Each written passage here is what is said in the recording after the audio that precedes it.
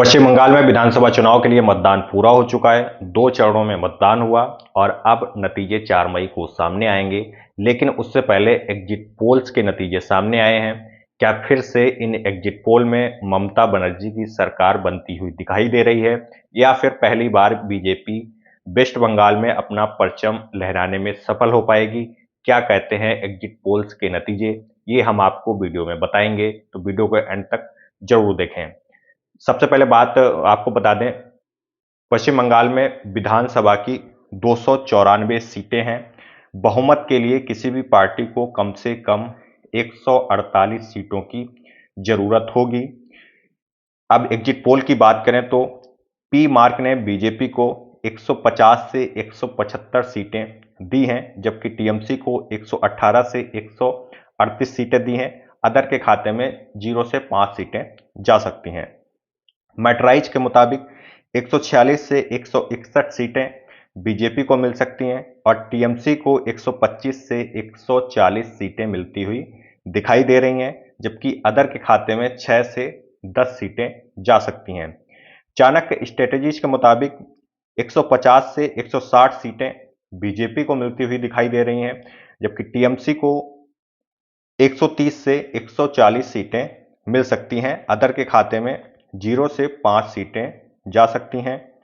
Poles diary के मुताबिक BJP को 142 से 171 सीटें मिलने का अनुमान है, जबकि टीएमसी को 99 से 127 सीटें मिल सकती हैं और अदर के खाते में 5 से 9 सीटें जा सकती हैं।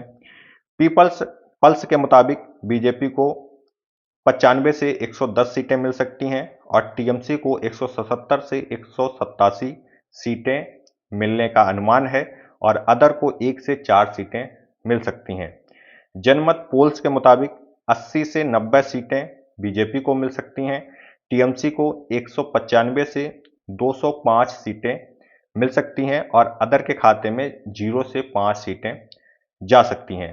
तो ये हैं एग्जिट पोल्स के नतीजे, जिनमें ज़्यादातर बीजेपी को बहुमत मिलता हुआ दिखाई दे रहा है, जबकि पीपल पल्स और जनमत पोल्स एजेंसी के मुताबिक, इनके सर्वे के मुताबिक टीएमसी फिर से सत्ता में वापसी कर रही है। पीपल पल्स ने टीएमसी को 177 से 187 सीटें दी हैं, जबकि जनमत पोल्स ने 195 से 205 सीटें टीएमसी के खाते में रखी हैं और बीजेपी को 80 से 90 सीटें जनमत पोल्स ने दी हैं और पीपल पल्स ने बीजेपी को 95 से 110 सीटें रखी हैं, दी हैं और अदर के खाते में 1 से 5 सीटें ही जाती हुई दिखाई दे रही हैं।